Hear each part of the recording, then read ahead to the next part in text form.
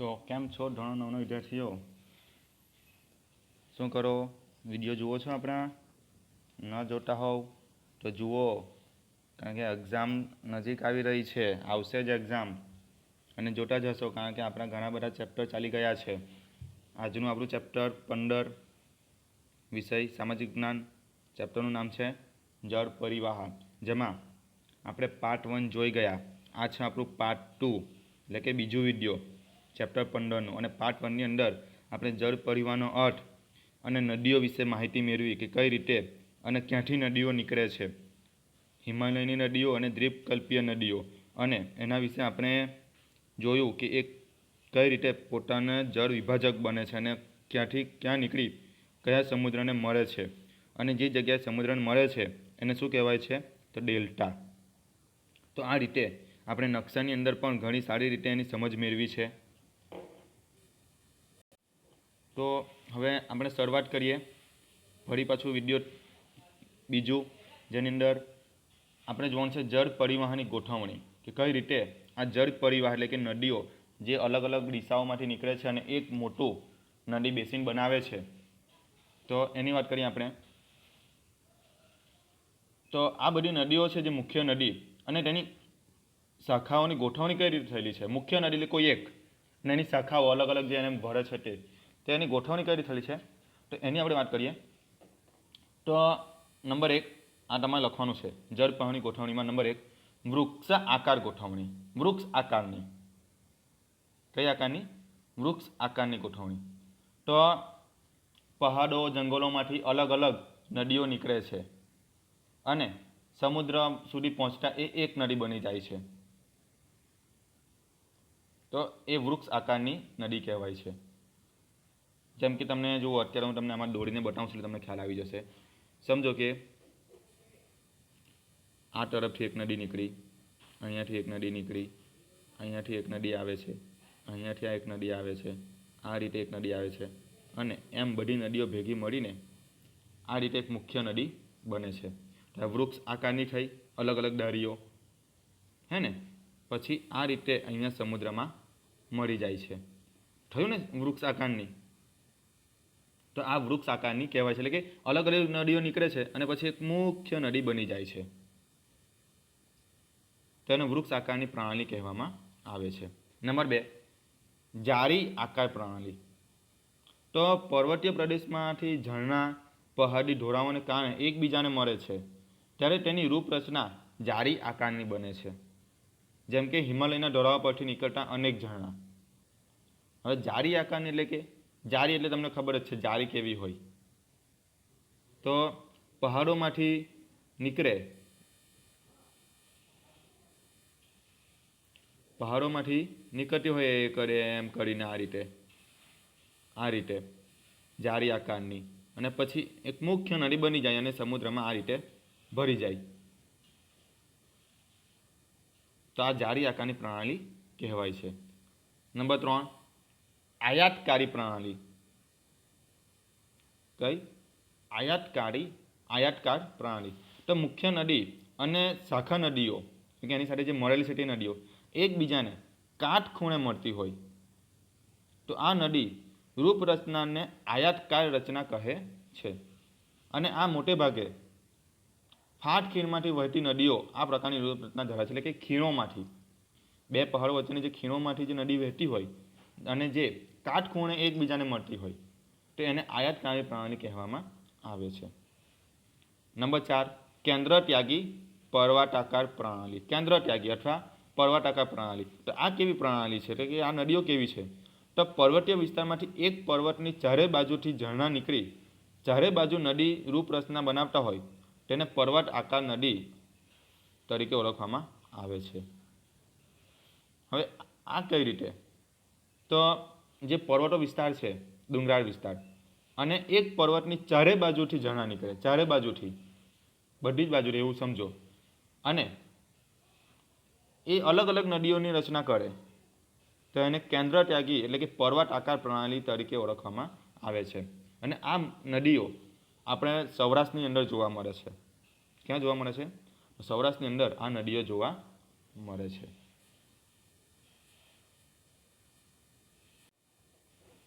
હવે જોઈએ આપણે હિમાલયની નદીઓ. હિમાલયમાંથી જે નદીઓ નીકળે છે તે. એમ તો હિમાલયની નદીઓ એટલે કે ઉત્તર ભારતની નદીઓ વિશે મેં તમને નકશામાં આગળ વિડીયો પાર્ટ 1 ની અંદર સમજાવી દીધું છે હિમાલયમાંથી નીકળતી નદીઓ. પરંતુ નદીઓ વિશે જોવાનું છે આપણે. હિમાલયમાંથી કઈ કઈ નદીઓ નીકળે છે તે. તો હિમાલયની મુખ્ય નદીઓ સિંધુ, ગંગા તથા બ્રહ્મપુત્ર છે. હિમાલયની મુખ્ય નદીઓ જે મોટી નદીઓ છે સિંધુ, ગંગા તથા બ્રહ્મપુત્ર નદીઓ છે. હેડિંગ મારી દેજો.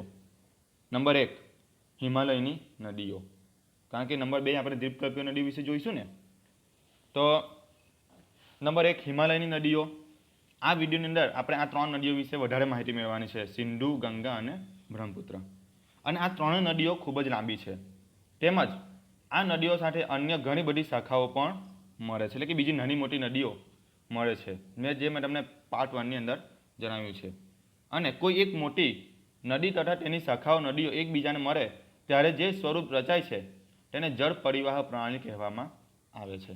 એટલે જે અલગ અલગ નાની નાની નદીઓ મળીને આ એક મોટી નદી બનાવે છે એને જળ પરિવાહ કહેવામાં આવે છે. શું કહેવામાં આવે છે? જળ પરિવાહ કહેવામાં આવે છે. જેમ કે આ નકશામાં તમે જુઓ ઉપરનો ભાગ, અહીંયા સિંધુ નદી, ઝેલમ નદી, ચિનાબ નદી, રાવી નદી, સતલુજ નદી, આવી ઘણી બધી નદીઓ નીકળે છે. ક્યાંથી? હિમાલયમાંથી. પરંતુ એ અંતમાં એક નદી બને છે. કઈ? સિંધુ નદી. તો આ બધી નદીઓ જ્યારે એક મુખ્ય નદીની અન્ય શાખાઓ એકબીજા સાથે જોડાય છે તો એને જળ પરિવાહ કહેવામાં આવે છે. શું કહેવામાં આવે છે? જળ પરિવાહ કહેવામાં આવે છે. તો આપણે આ 3 નદીઓ વિશે વારાફરતી જોઈએ, સિંધુ, ગંગા અને બ્રહ્મપુત્ર. પહેલું આપણે વાત કરીએ સિંધુ નદીની પ્રણાલી. કોની વાત કરીએ? સિંધુ નદીની પ્રણાલી. તો સિંધુ નદીનું ઉદ્ગમ સ્થાન તિબ્બતમાં એટલે કે માનસરોવર નજીક આવેલું છે. તિબ્બતમાં ક્યાં આવેલું છે? માનસરોવર. એટલે કે એ તિબ્બતમાંથી નીકળે છે, ચીનમાંથી. ક્યાંથી નીકળે છે? ચીનમાંથી. પરંતુ એ ખૂબ જ ઊંચાઈ પરથી, હિમાલયમાંથી, જ્યાં પહોંચવું ખૂબ મુશ્કેલ છે. માનસરોવર પણ એ ચીનની અંદર આવેલું છે. પ્રથમ તે પશ્ચિમમાં વહી ઉત્તર પશ્ચિમ તરફ ગતિ કરે છે. પશ્ચિમમાં વહી એટલે કે ક્યાં? જુઓ આ રીતે તમને બતાવું નકશામાં. જુઓ આ રીતે વહે છે. દેખાય છે? આ લીલા કલરની નદી એકદમ ઉપર દેખાય છે ને? તો આ રીતે પશ્ચિમમાં વહે છે ને?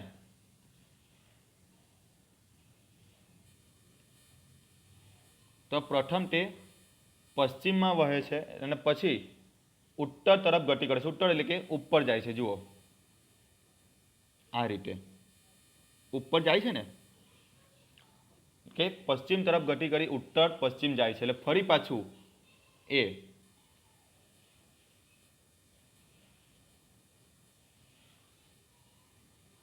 આ રીતે પશ્ચિમ, ઉત્તર અને ફરી પાછું પશ્ચિમમાં જ આવે છે. ફરી પાછી ભારતની પશ્ચિમમાં જ એ નદી વહીને આવે છે. આમ તે તિબ્બત ચીનમાંથી નીકળી લડાખ કેન્દ્રશાસિત પ્રદેશના લેહ જિલ્લામાં પ્રવેશ કરે છે, એટલે કે આપણા જમ્મુ કાશ્મીરમાં, લડાખમાં. અહીં તેને દુર્ગમ કોટોરોનું નિર્માણ કર્યું છે. દુર્ગમ એટલે કે ખૂબ જ ધારદાર પથ્થરોવાળી કોટોરોનું નિર્માણ કર્યું છે. અને અહીં તેને જાસ્કર, નુબ્રા, શ્યોક તથા હુંજા જેવી નદીઓ મળે છે. જુઓ આ નામ તો આપણે સાંભળ્યા પણ નહીં હતા. એવી નદીઓ સિંધુ નદીની અંદર ભળી જાય છે. કઈ કઈ? જાસ્કર, નુબ્રા, શ્યોક તથા હુંજા, એ બધી નદીઓ સિંધુ નદીને મળી જાય છે. સિંધુ નદી બાલિસ્તાન તથા ગિલગિટ ક્ષેત્રમાં વહી અટક આગળ પર્વતીય ક્ષેત્રોમાંથી બહાર નીકળે છે. આ બધું જમ્મુ કાશ્મીર અને પાકિસ્તાનનો વિસ્તાર છે. બાલિસ્તાન, ગિલગિટ એ જમ્મુ કાશ્મીર અને પાકિસ્તાનના વિસ્તારમાં પર્વતીય ક્ષેત્રમાંથી બહાર નીકળે છે. ત્યાર પછી એની અંદર સતલુજ, બિયાસ, રાવી, ચિનાબ અને ઝેલમ જેવી નાની નદીઓની શાખા મળે છે. અને આ પાંચેય નદીઓ, કઈ કઈ 5 નદીઓ? સતલુજ, બિયાસ, રાવી, ચિનાબ અને ઝેલમ, આ 5 નદીઓ પાકિસ્તાનના મિઠાનકોટ પાસે સિંધુ નદીને મળે છે. જુઓ કયા દેશમાં મળે છે? પાકિસ્તાનના મિઠાનકોટ પાસે એ સિંધુ નદીમાં ભળી જાય છે. અને આ બધી નદીઓનો સંયુક્ત પ્રવાહ, આ બધી નદીઓનો સંયુક્ત એટલે કે જ્યારે ભેગી થઈ જાય છે અને તેમનો પ્રવાહ દક્ષિણ તરફ, ક્યાં દક્ષિણ તરફ વહી છેવટે પાકિસ્તાનમાં થઈને અરબ સાગરને મળે છે. જુઓ આ રહ્યું, તમને બતાવી દઉં. પહેલા તો આ સિંધુ નદી દેખાય છે ને, ત્યાર પછી એની અંદર ચિનાબ, ઝેલમ, રાવી, સતલુજ એ બધી નદીઓ ભેગી થાય અને આ રીતે સિંધુ નદી એક મોટો પ્રવાહ તૈયાર કરે છે અને પાકિસ્તાનમાંથી નીકળી દક્ષિણમાં, આ દક્ષિણ ભાગ આવી ગયો ને નીચે, અરબ સાગરને મળી જાય છે, સમુદ્રમાં મળી જાય છે. આ નદી મેદાની પ્રદેશમાં મંદ પ્રવાહ વહે છે. મેદાની પ્રદેશ, સાચી વાત, પહાડોમાંથી નીકળે ત્યારે ખૂબ જ સ્પીડમાં નીકળે છે, ખૂબ જ એનો પ્રવાહ ખૂબ જ જોરમાં હોય છે, આપણને ખબર છે પહાડોમાંથી નીકળે છે ત્યારે. પરંતુ જેમ જેમ મેદાની પ્રદેશ એટલે કે સપાટ પ્રદેશમાં વહે છે ત્યારે એનો પ્રવાહ કેવો બની જાય છે, ધીમો પડી જાય છે. અને આ નદી બેસિનનો ત્રીજો ભાગ ભારતના જમ્મુ કાશ્મીરના પર્વતીય ક્ષેત્રોમાં આવેલો છે. એટલે કે આ નદીનો સૌથી મોટો ભાગ આપણા ભારતની અંદર આવેલો છે. કારણ કે સિંધુ નદીની સાથે જે બધી શાખાઓ જે મળી છે એ બધી જ ભારતમાંથી નીકળે છે અને જમ્મુ કાશ્મીરના પર્વતીય ક્ષેત્રમાં આવેલો છે. તો આ હતું સિંધુ નદીની જળ પરિવાહ અથવા જળ પ્રણાલી. અહીંયા સુધી તમને ખ્યાલ આવી ગયો. હવે સિંધુ નદી વિશે થોડીક તમને જાણકારી આપું, એ તમારે લખવાની છે. લખો બોલપેન લઈને. તો સિંધુ નદીની લંબાઈ 2900 કિમી એટલે કે 2900 કિમી છે. બીજું, સિંધુ નદીના પાણીની વહેંચણી માટે એટલે કે ભારતમાંથી નીકળીને પાકિસ્તાનમાં જાય છે એટલા માટે આ બે દેશોમાં એની પાણીની વહેંચણી માટે 1960માં પાકિસ્તાન સાથે એની વહેંચણીના કરાર કરવામાં આવ્યા હતા. અને તે અનુસાર તેના જળ જથ્થામાંથી ભારત માત્ર 20% જ પાણીનો ઉપયોગ કરે છે. જુઓ, આટલી મોટી નદી છે સિંધુ નદી, ભારતમાંથી નીકળે છે, પરંતુ તેનો ખાલી 20% જ પાણીનો ઉપયોગ ભારત કરે છે, બાકીનો 80% ઉપયોગ કોણ કરે છે? પાકિસ્તાન કરે છે.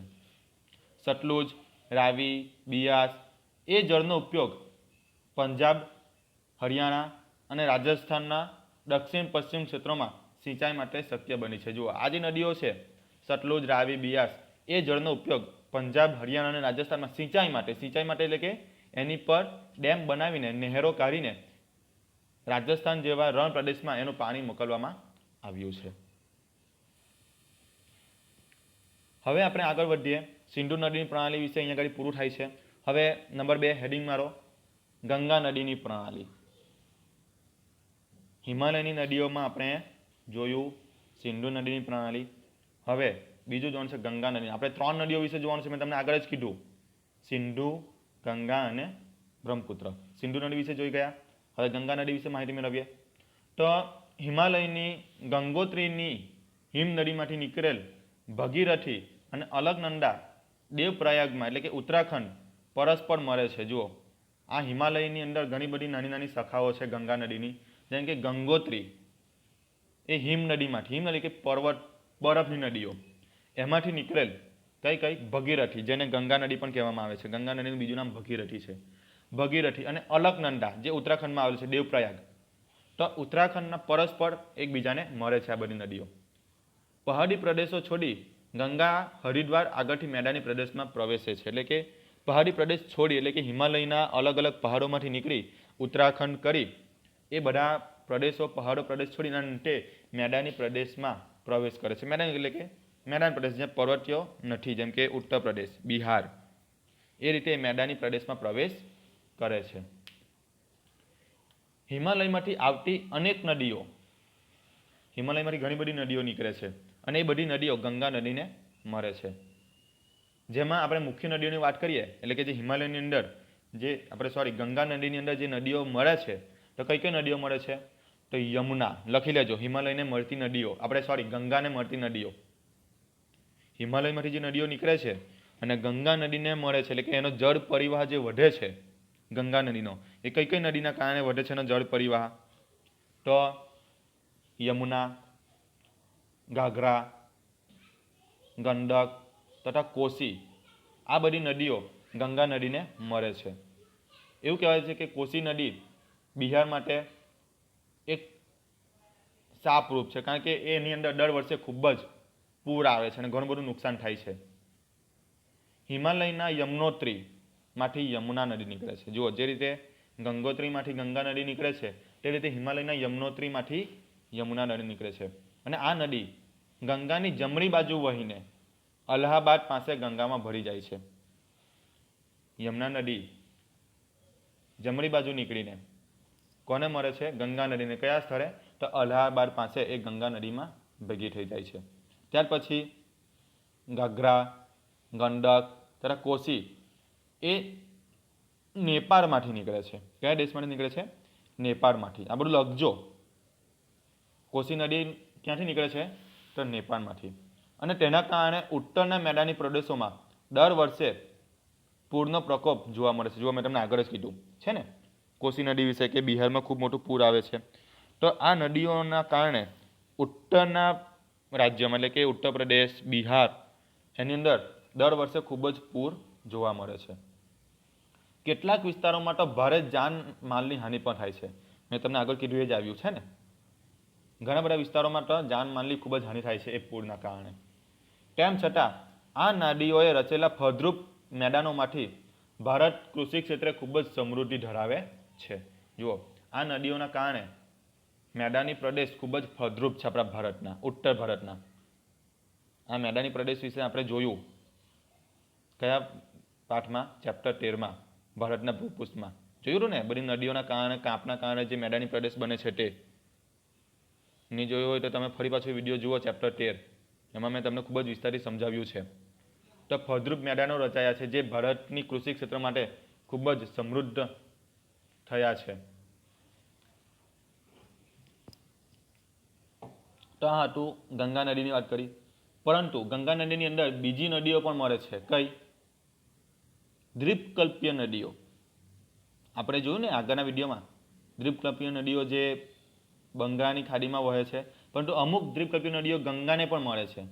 તે દ્વીપકલ્પીય ઉચ્ચ પ્રદેશોમાંથી કેટલીક નિકટની નદીઓમાં ચંબલ અને બેટવા એ યમુના તથા સોણ ગંગા નદીને મળે છે.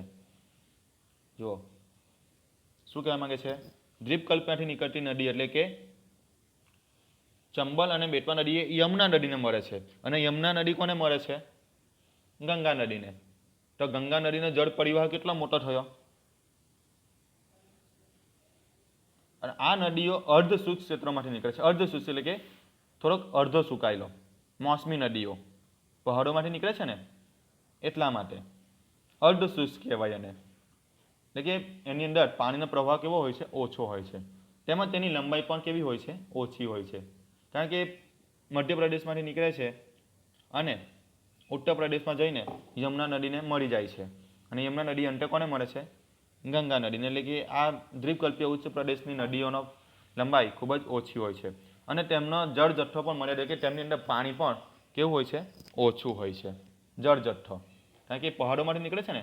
હવે 12 માસ તો પહાડોમાંથી એટલું બધું પાણી તો નહીં નીકળે. જેમ જેમ ઉનાળો આવતો જાય તેમ તેમ એનું પાણી ઓછું થતું જાય છે. આગળ વાત કરીએ તો ઉત્તર તથા દક્ષિણમાંથી મળતી નદીઓનો સંયુક્ત પ્રવાહ આગળ વધી તે બે ભાગમાં વહેંચાઈ જાય છે. કઈ? ગંગા નદીનો પ્રવાહ. ઉત્તર ભારતમાંથી જે નદીઓ આવી, ગંડક, ઘાઘરા, કોસી, અને દક્ષિણમાંથી કઈ નદીઓ આવી? તો બેટવા, ચંબલ. તો આ નદીઓનો પ્રવાહ આગળ વધીને બે ભાગમાં વહેંચાઈ જાય છે. એક ફાંટો બાંગ્લાદેશમાં જતો રહે છે. ગંગા નદીનો એક ફાંટો શામાં જાય છે? બાંગ્લાદેશમાં. અને એ બાંગ્લાદેશમાં જ્યારે જાય છે તો એનું નામ પદ્મના થઈ જાય છે. ગંગા નદી જે આપણા ભારતમાં વહે છે, જેનો એક ફાંટો બાંગ્લાદેશમાં ચાલ્યો જાય છે, તો એને બાંગ્લાદેશમાં પદ્મના નામે ઓળખવામાં આવે છે. જ્યારે બીજો ફાંટો પશ્ચિમ બંગાળમાં વહે છે, એટલે કે આપણા ભારતની અંદર જ, તો એ ભગીરથી અથવા હુગલી નામે ઓળખાય છે. કયા નામે ઓળખાય છે? ભગીરથી અથવા હુગલી નામે ઓળખાય છે. અને છેવટે તે પશ્ચિમ બંગાળમાંથી વહીને બંગાળની ખાડીને મળી જાય છે. આ ગંગા નદી આપણી હિમાલયમાંથી નદી નીકળે છે અને જેની અંદર બીજી ઘણી બધી નદીઓ ભેગી થાય છે અને જળ પરિવાહ મોટો બને છે. આપણા ભારતની સૌથી મોટી લાંબી નદી ગંગા નદી, જે પશ્ચિમ બંગાળ સુધી પહોંચતા 2 ભાગમાં વહેંચાઈ જાય છે. એના 2 ફાટા પડે છે. એક ફાટો બાંગ્લાદેશમાં જાય છે જે પદ્મના નામે ઓળખાય છે, અને બીજો ફાટો પશ્ચિમ બંગાળમાંથી વહીને બંગાળની ખાડીને મળે છે જે ભગીરથી હુગલીના નદી નામે ઓળખાય છે. તો વિદ્યાર્થી મિત્રો અહીંયા સુધી તમને ખ્યાલ આવ્યો. હવે આપણે આગળ જોઈએ તો જે ગંગાનો પ્રવાહ બાંગ્લાદેશમાં પદ્મના નામે ઓળખાય છે. મેં તમને આગળ કીધું અહીં તે બ્રહ્મપુત્ર નદીના પ્રવાહની સાથે ભળી જાય છે. જુઓ આ જે ભારતની અંદર જે એક ફાટો બાંગ્લાદેશમાં ગયો ને ગંગાનો, જે પદ્મના નામે ઓળખાય છે, તો એ અલગ બંગાળની ખાડી નથી મળતો, પણ એ પદ્મના નામની જે ગંગા નદી છે એ બ્રહ્મપુત્ર નદીમાં ભરી જાય છે. આ બંનેનો સંયુક્ત પ્રવાહ એટલે કે બ્રહ્મપુત્ર અને પદ્મના, જે ભારતની અંદર ગંગા નદી તરીકે ઓળખાય છે, તો બ્રહ્મપુત્ર અને પદ્મના એ બાંગ્લાદેશની અંદર મેઘના નામે ઓળખાય છે. કયા નામે ઓળખાય છે? મેઘના નામે ઓળખાય છે. તો ગંગા અને બ્રહ્મપુત્ર નદીનો મુક્ત પ્રદેશ એ સૌથી વધુ રસાળ ફળદ્રુપ પ્રદેશ છે. તો આ રીતે આપણા ભારતની અંદર બ્રહ્મપુત્ર અને ગંગા નદીનો જે મુક્ત ત્રિકોણ પ્રદેશ છે, એટલે કે જે બંગાળની ખાડીને સમુદ્રમાં મળે છે, તો જે જગ્યાએ મેં તમને આગળ કીધું કે જે જગ્યાએ નદી સમુદ્રને મળે છે એ પ્રદેશને મુક્ત ત્રિકોણ પ્રદેશ કહેવાય છે. એટલે કે આ ફળદ્રુપ ખૂબ જ પ્રદેશ છે અને તે સુંદરવન નામે ઓળખાય છે. મેં તમને પાર્ટ 1 ની અંદર કીધું હતું. પાર્ટ 1 ની અંદર મેં તમને જણાવ્યું કે જે નદી ગંગા નદી અને બ્રહ્મપુત્ર નદી જે બંગાળની ખાડીની જે જગ્યાએ મળે છે, તો એને સુંદરવન તરીકે ઓળખવામાં આવે છે. હવે થોડીક તમને ગંગા નદી વિશે માહિતી આપું, લખી લેજો. તો ગંગા નદીનો જે મુક્ત ત્રિકોણ પ્રદેશ છે એ સુંદરવન તરીકે ઓળખાય છે. તો એ સુંદરવન એટલા માટે કહેવામાં આવે છે કે ત્યાં સુંદરી નામના વૃક્ષો ખૂબ જ મોટા પ્રમાણમાં થાય છે. સુંદરી નામના વૃક્ષો ત્યાં ખૂબ જ મોટા પ્રમાણમાં થાય છે. ક્યાં? તો જે જગ્યાએ ગંગા નદી સમુદ્રને મળે છે બંગાળની ખાડીને, ત્યાં સુંદરી નામના વૃક્ષો ખૂબ જ મોટા પ્રમાણમાં થાય છે, પુષ્કળ પ્રમાણમાં. એટલા માટે એ પ્રદેશને સુંદરવન તરીકે ઓળખવામાં આવે છે. અને ભારતના સંદર્ભે સુંદરવન એ મુક્ત પ્રદેશ એ મેનગ્રોવ જંગલો માટે અત્યંત જાણીતા. મેનગ્રોવ એટલે કે દરિયા કિનારે થતા વૃક્ષો, દરિયા કિનારા પણ અલગ વૃક્ષો હોય ખારા પાણીની અંદર થતા, તે મેંગ્રોવ જંગલો માટે અત્યંત જાણીતો છે. હવે વાત કરીએ આપણે ગંગા નદીની કુલ લંબાઈ 2500 કિમીથી વધુ છે. 2500 કિમીથી પણ વધુ છે ગંગા નદીની લંબાઈ. અંબાલા શહેર ગંગા અને સિંધુ નદી વચ્ચે જળ વિભાજકનું કામ કરે છે. જો એક શહેર છે અંબાલા, જે ગંગા અને સિંધુ નદીને અલગ કરી દે છે, એટલે એ જળ વિભાજક બને છે. અને અંબાલાથી સુંદરવન સુધીની લંબાઈ લગભગ 1800 કિમી છે. જે ગંગા નદી વહે છે અંબાલાથી, તો સુંદરવન એટલે કે સમુદ્રને મળે છે ત્યાં સુધી એની લંબાઈ 1800 કિમી એટલે કે 1800 કિમી છે. પરંતુ અહીંથી ધીમો ઢોળાવ છે, એટલે કે જેમ જેમ મેદાની પ્રદેશમાં પ્રવેશે છે એટલે એ સપાટ પ્રદેશમાં વહે છે, એટલે માટે એનો ઢોળાવ કેવો થઈ જાય છે? ધીમો થઈ જાય છે. અને અંબાલા સમુદ્ર સપાટીથી 300 મીટરની ઊંચાઈએ છે. કેટલા મીટરની ઊંચાઈએ છે? 300 મીટરની. અને સુંદરવન સમુદ્ર સપાટીથી નજીક છે. સુંદરવન જે છે સમુદ્ર સપાટી, કારણ કે એ તો સમુદ્ર કિનારે જ આવેલું છે, તે એની નજીક છે. આ ગણતરીએ વિચારતા પ્રત્યેક 6 કિમીએ 1 મીટર ઢોળાવ ઓછો થાય છે. તો આ રીતે ગંગા નદી એક ખૂબ જ મોટો મુક્ત ત્રિકોણ પ્રદેશ બનાવે છે અને ભારતની સૌથી મોટી નદી પણ છે. તો વિદ્યાર્થી મિત્રો, અહીંયા સુધી એટલે કે આપણે જે હિમાલયની જે 3 નદીઓ વિશે માહિતી મેળવવાની હતી, સિંધુ, ગંગા અને બ્રહ્મપુત્ર, તો આ વિડીયોની અંદર આપણે હાલમાં આ 2 નદીઓ વિશે જ જોઈએ, સિંધુ અને ગંગા. બ્રહ્મપુત્ર નદીઓ વિશે આપણે આગળના વિડીયોમાં માહિતી મેળવીશું, એટલે કે પાર્ટ 3 ની અંદર. આ હતો આપણો પાર્ટ 2. આપણે બ્રહ્મપુત્ર નદી એટલે કે અહીંયાથી બાકી આના વિશે ઘણી બધી માહિતી મેળવવાની છે, પરંતુ વિડીયો મોટો થઈ જશે, એટલા માટે આપણે અહીંયા કરીએ વિડીયો સ્ટોપ કરીએ. એટલે કે બ્રહ્મપુત્ર નદી વિશે આપણે પાર્ટ 3 ની અંદર જોઈશું. તો આ વિડીયો આપણે અહીંયા કરી સ્ટોપ કરીએ. ચલો આવજો. હવે પછી આવશે આપણો પાર્ટ 3. આવજો.